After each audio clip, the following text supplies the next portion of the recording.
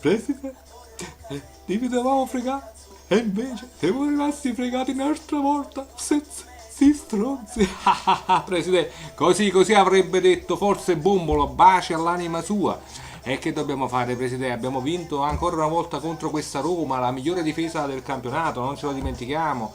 È andata bene e quindi ci dobbiamo immaginare una grande diciamo, lotta per quanto riguarda il secondo posto. Anzi, Presidente, merito a tutta la squadra, merito a Gulam, gliel'ha messo Gulam quel cross che è andato dritto sulla testa di Carejon alla fine della partita, mancavano pochi minuti e la Roma non ha potuto fare altro che incassare l'ennesimo gol da parte del Napoli. E quanti gliene abbiamo segnati? Ne abbiamo segnati 5-6, quanti praticamente metà, se non erro più o meno metà di tutti quelli che hanno preso i romanisti durante tutto il campionato fino a adesso. Quindi scusate se è poco, bando alle ciance, bando a queste critiche, criticano anche il Napoli, specialmente nelle tv nazionali, devo dire, perché dice che la Roma meritava, il Napoli ha giocato meno bene, ma a noi che ci importa, bene così. D'altronde l'hanno voluto loro e qui Garcia è venuto a difendersi,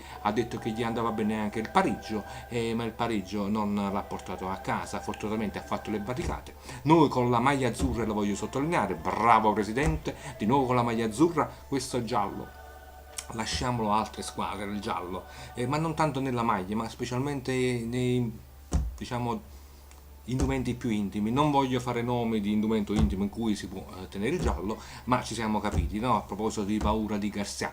Ebbene, noi abbiamo fatto un bel cioccolatino, io avevo propinato un cioccolatino alla fine della partita e loro non hanno potuto recuperare. E a quanto stiamo, Presidente?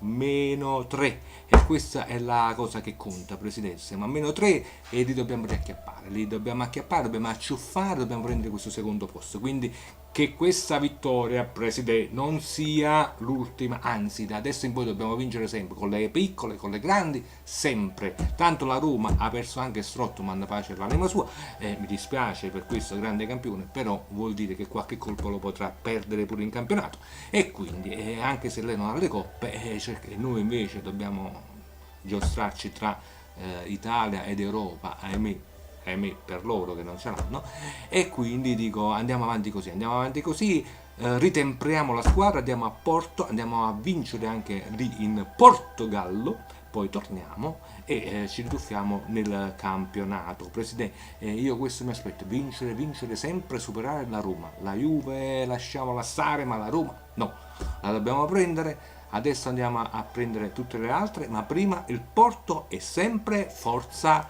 Napoli!